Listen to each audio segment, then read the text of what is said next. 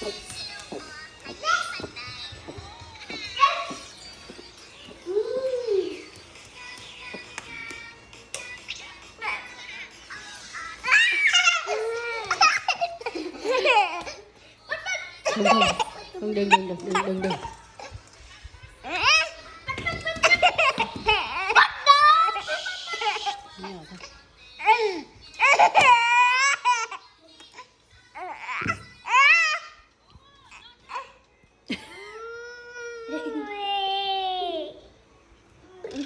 Đừng có giơ cái điện thoại ra đây, mẹ không thích đâu. Mẹ quay con cơ mà, để sau này con xem lại cơ mà, thì mẹ con lại giơ cái điện thoại vào mặt mẹ làm gì.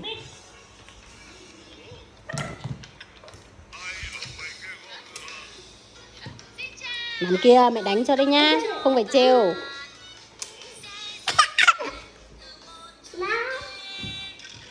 Vậy đi múa với chị đi, vứt đi múa với chị đi.